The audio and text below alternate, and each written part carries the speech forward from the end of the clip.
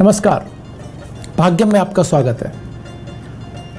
ये प्रोग्राम उन सभी लोगों का स्वागत करता है जिन्हें लगता है कि उनकी समस्याओं के समाधान ज्योतिष के माध्यम से निकल सकते हैं।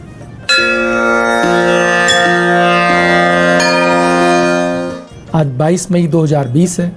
ज्येष्ठ मास से कृष्ण पक्ष चल रहा है, तिथि अमावस्या है, वार शुक्रवार है, विक्रम संवत 2077 और प्रमादी नाम का संवत्सर चल रहा है। शक संवत 1942 है।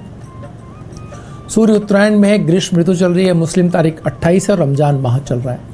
हिजरी सन 1441 है। अमावस्या तिथि रात्रि में 11:09 तक है, उसके उपरांत प्रतिपदा तिथि आरंभ हो जाएगी। नक्षत्र कृतिका रात्रि में 3:09 तक, उसके उपरांत रोहिणी नक्षत्र आरंभ हो जाएगा। योग शोभन प्रातः 6:26 तक, उसके उपरांत अतिगंड योग आरंभ हो जाएगा। करण चतुष्पद दिन में 10:23 तक, उसके उपरांत नागकरण आरंभ हो जाएगा। सूर्योदय जयपुर में 5:40 पर और सूर्यास्त 7:07 पर हो रहा है। ग्रहों का गोचर भ्रमण देखें तो सूर्य शुक्र की राशि वृष के अंदर है, मंगल शनि की राशि कुंभ के अंदर है, बुध शुक्र की राशि वृष के अंदर है और बृहस्पति शनि की राशि मकर में नीच राशि के अंदर बैठे हुए हैं। शुक्र अपनी स्वयं राशि वृष के अंदर है, शनि अपनी स्वयं राशि मकर के अंदर है, राहु अपनी उच्च राशि मिथुन के अंदर जो कि मूलतः बुध की राशि है उसमें विराजमान है, और केतु धनु राशि के अंदर उच्च के हैं और ये बृहस्पति की मूल राशि है। चंद्रमा वृष राशि में प्रवेश कर रहे हैं दिन में 7:37 पर, ये उनकी उच्च राशि है। यमघंट योग दिन में और कुमार योग रात्रि में 3:09 से लेकर के सूर्योदय तक रहने वाले। वृत सावती व्रत समाप्त है आज, बड़ पूजन अमावस्या आज है और देव पितृ कार्य अमावस्या आज है। भाव का अमावस्या आज है, शनि जयंती आज है, राष्ट्रीय ज्येष्ठ मास प्रारंभ हो रहा है, संत ज्ञानेश्वर और श्री राजाराम मोहन राय जयंती आज है और जमात उल विदा मुस्लिम समुदाय का आज है।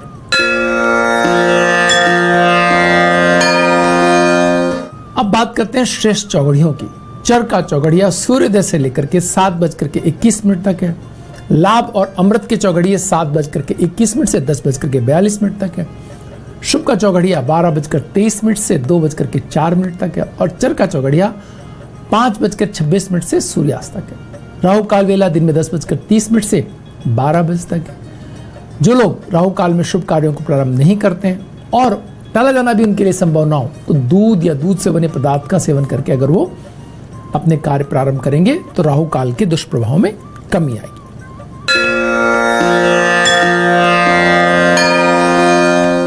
आइए अब बात करते हैं आज के दिन के मूड की।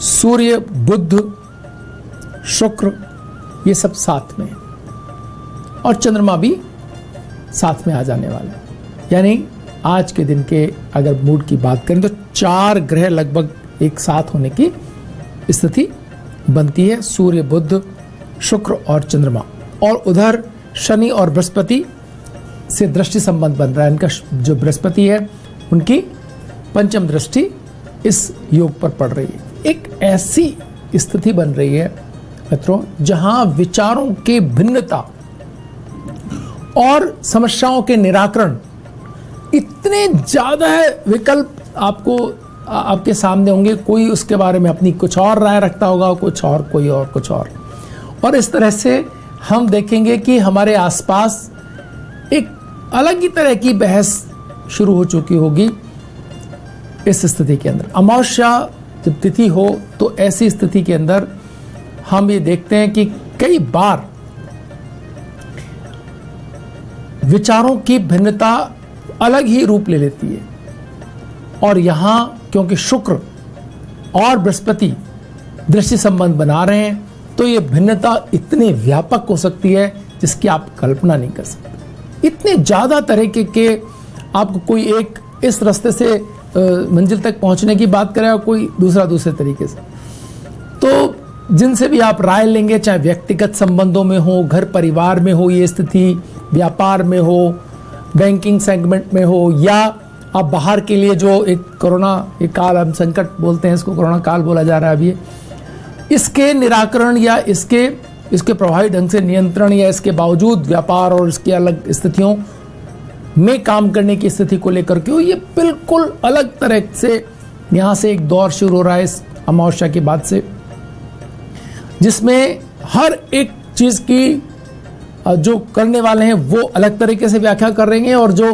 राय देने वाले हैं वो अलग तरीके से व्याख्या करेंगे, और दोनों अपने आप को सही सिद्ध करने के लिए तमाम तरह की बातें सामने आएंगी। और बहुत तरीके से बहुत सारी चीज़ों के अंदर आप नई नई चीज़ें, नए नए विषयों पर आप लोगों के विचार, बहुत गंभीरता से दिए गए विचार आप सुनेंगे और उनका सामना होगा आपसे। आपको यहाँ बहुत अपनी विवेक को, अपने जो संचित ज्ञान अब तक आपने प्राप्त किया है या अपनी जो प्रत्युत्पन्न बुद्धि है उसके अनुसार इनका विश्लेषण या समझ अपनी लगा करके इनके अंदर से अपने जितना अपने काम का है उतना ही आपको उससे भ्रमित होने की अपेक्षा उसे काम में लेने की बुद्धिपूर्ण दृष्टि अपनानी होगी, बजाय कि भ्रमित होकर के कुछ और अपनी तरफ से एक या दूसरी साइड खड़े होकर के और अपने आप को और ज़्यादा परेशान करने की अपेक्षा। चाहे घर में हो, दो पक्ष हो जाएंगे घर में भी, आप देखेंगे एक कुछ कह रहा है, एक कुछ कह रहा है,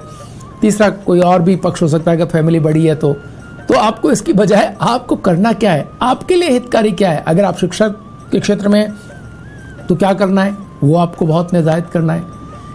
दूसरा, अगर आप कोई जॉब या कोई इस तरह की चीज़ में है जहाँ चीज़ें थोड़ी दूर हो रही हैं, जो आपके स्थितियाँ हैं वो प्रभावित हो रही हैं, आय प्रभावित हो रही है, तो उसमें क्या करना है, इस पर बहुत गहन विचार विमर्श, आपको आत्मचिंतन, आत्मनियंत्रण, अपने स्वभाव और अपने कार्यक्षमता के अनुसार आपको चयन करना होगा।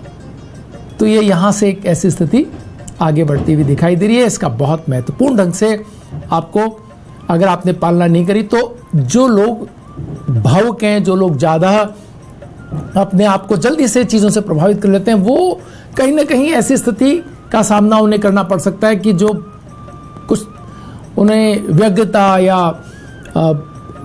बहुत आलोचक हो जाना या किसी चीज़ में बहुत अपनी समस्या बड़ी कर देख लेना, ये सब चीज़ों का आप कहीं ना कहीं शिकार हो सकते हैं या परेशान हो सकते हैं। उनकी केयर भी बाकी लोगों को करनी है और एक सही निर्णय तक भी पहुंचना है। बल्कि आज के दिन को तो आप शांति से गुजार दें तो भी कोई गलत बात नहीं होगी। बहुत शांत तरीके से चीज़ों को सहज और शांत होकर के गुजार दें, उसके बाद फिर आगे की चीज़ें अगले तरीके से करें तो ज़्यादा बेहतर स्थिति हम पा सकते हैं, बजाय कि ज़्यादा तनाव लेने के। वक्त तो चला एक छोटी सी ब्रेक का, ब्रेक के बाद फिर हाजिर होंगे। बने रहिए भाग्य में।